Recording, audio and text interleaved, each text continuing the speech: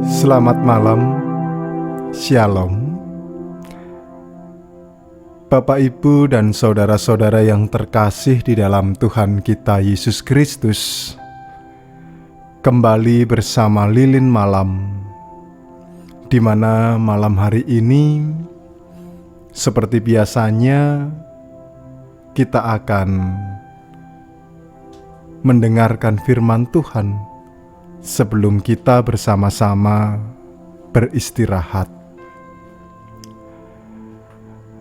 Dalam kehidupan manusia, seringkali kita menjumpai ada seseorang yang gampang atau dengan mudah menyalahkan orang lain.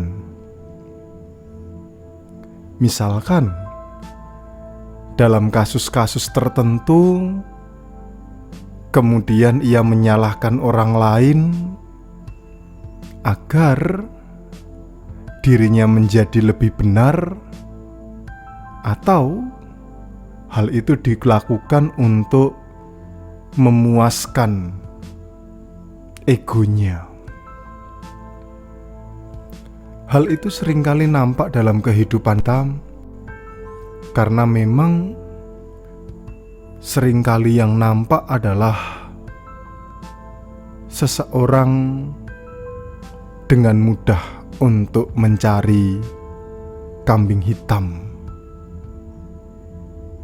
Ketika ada sesuatu hal yang terjadi, dengan mudahnya seseorang kemudian mengatakan, "Oh, ini salahmu.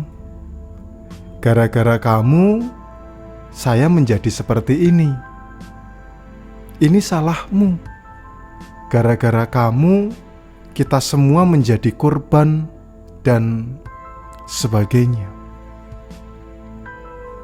Nah, nampaknya hal itulah juga yang terjadi dalam konteks Injil Lukas pasal 13 ayat 1 sampai ayatnya yang kelima. Dalam cerita tersebut, kita dapat melihat bagaimana pada saat itu Pilatus ingin mendirikan sebuah menara di dekat Siloam. Tetapi yang terjadi pada kesempatan itu adalah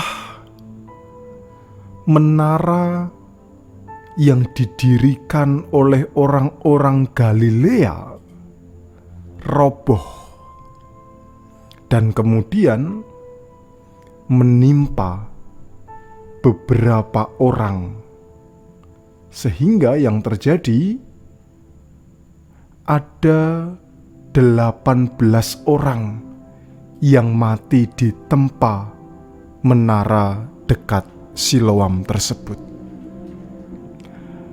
Bapak, Ibu, dan saudara-saudara yang terkasih di dalam Tuhan kita Yesus Kristus,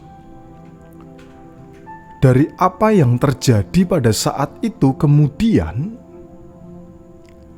kita ketahui bersama bahwa Pilatus memaknai itu semua karena bentuk dari dosa. Sehingga ketika itu dimaknai sebagai bentuk dari dosa, maka kejadian atau insiden itu harus ditebus dengan pengorbanan. Di sini kita dapat melihat bersama bahwa dalam konteks Yahudi, seseorang yang hendak disucikan atau dibebaskan dari dosanya, ia harus memberikan korban bakaran. Apa yang dilakukan oleh Pilatus pun juga kurang lebih sama. Ia kemudian mengambil darah dari orang-orang Galilea, kemudian ia mencampurkannya dengan darah korban yang akan mereka persembahkan. Lalu yang kedua, kita pun juga dapat melihat bersama bahwa ke-18 orang yang mati dimaknai sebagai bentuk dosa yang mereka harus terima. Artinya dari sini kita dapat melihat bersama bahwa ada dua hal yang membuat mereka dengan mudahnya menganggap orang lain itu salah atau mencari kambing hitam di balik sebuah peristiwa. Kambing hitam atau menganggap orang lain salah nampak ketika Pilatus mencampurkan darah orang Galilea. Mencari kesalahan yang berikutnya juga nampak dalam kehidupan seseorang yang meninggal karena ditempa oleh menara. Dari sini kita dapat melihat bersama respon daripada Tuhan Yesus. Dengan jelas ia mengkritik. Di ayatnya yang kedua mengatakan, "Sangkamu orang-orang Galilea ini lebih besar dosanya daripada dosa semua orang Galilea lain karena mereka mengalami nasib itu." Lalu ayat 4, atau sangkamu ke-18 orang yang mati ditempa menara dekat Siloam lebih besar kesalahannya daripada kesalahan semua orang lain yang diam di Yerusalem. Yesus dengan jelas mengatakan tidak. Bahwa kesalahan yang dimiliki oleh seseorang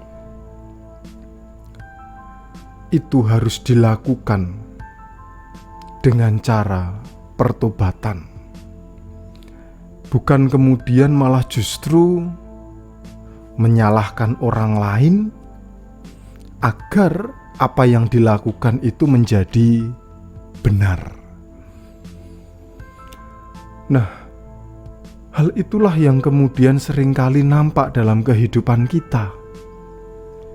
Kita pun juga dengan gampangnya menyalahkan orang lain tanpa melihat esensi atau melihat peristiwa itu dengan bijaksana. Dan pada kesempatan kali ini kita kembali diingatkan,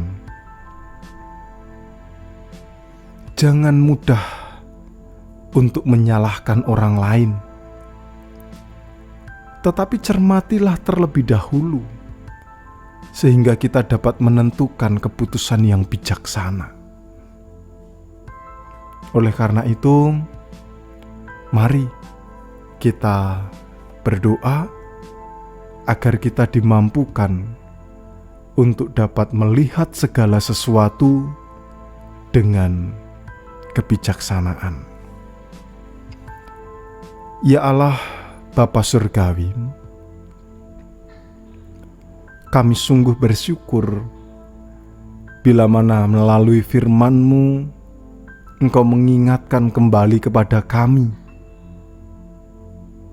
bahwa kami dituntut untuk dapat berpikir secara jernih, sehingga kami tidak terjebak dalam situasi yang sering menyalahkan orang lain. Terkadang kami melakukan hal itu karena tidak ingin melihat diri kami yang salah. Terkadang kami juga melakukan hal itu karena kami mencoba untuk mencari pembenaran. Dan terkadang kami pun juga melakukan itu hanya semata untuk mencari kepuasan. Tetapi firman-Mu sungguh mengingatkan kepada kami agar kami lebih melihat bagaimana Kristus menyertai kehidupan kami, agar kami dapat melihat segala sesuatunya dengan arif dan bijaksana. Oleh karena itu Tuhan, pada kesempatan kali ini, terlebih khusus kami ingin berdoa dalam relasi sosial kami. Terkadang ketika kami membangun relasi sosial, kami pun juga dengan gampangnya menyalahkan orang lain. Lebih-lebih dalam kehidupan rumah tangga kami. Ketika pasangan kami melakukan sesuatu yang tidak sesuai dengan apa yang kita kehendaki, ungkapan-ungkapan negatif seringkali kami lontarkan. Seringkali kami langsung marah tanpa bertanya apa alasan dibalik pasangan kami melakukan hal tersebut. Karena tersulut emosi, kami menutup telinga kami, tidak mau mendengarkan apa yang menjadi alasan dibalik itu semua. Dan kami hanya menuruti ego kami. Yang penting kami merasa puas. Oleh karena itu pada kesempatan kali ini Tuhan, kami pun juga berdoa agar kiranya Tuhan memampukan kami untuk dapat menjadi pendengar yang baik, sebelum kemudian kami marah atau emosi kami naik. Dengan demikian, kami akan senantiasa hidup di dalam kehendak-Mu, dan kami dapat menjadi pribadi yang senantiasa mengikuti jalan-Mu. Termasuk juga di dalam pelayanan kami.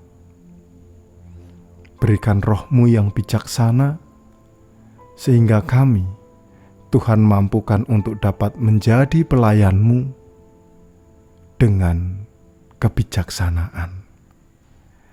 Terima kasih Tuhan atas kesempatan kali ini. Doa ini hanya kami minta di dalam nama Tuhan kami Yesus Kristus yang telah mengajar kami berdoa. Bapa kami yang di surga, dikuduskanlah nama-Mu, datanglah kerajaan-Mu, jadilah kehendak-Mu di bumi seperti di surga. Berikanlah kami pada hari ini makanan kami yang secukupnya, dan ampunilah kami akan kesalahan kami, seperti kami juga mengampuni orang bersalah kepada kami.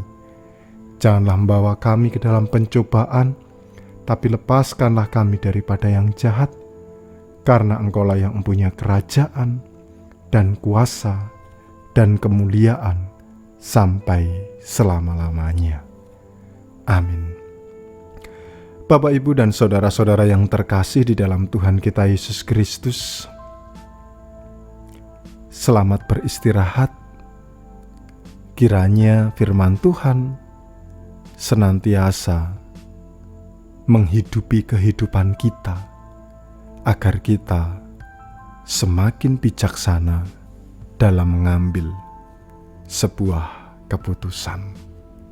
Selamat malam, Tuhan memberkati, dan Shalom.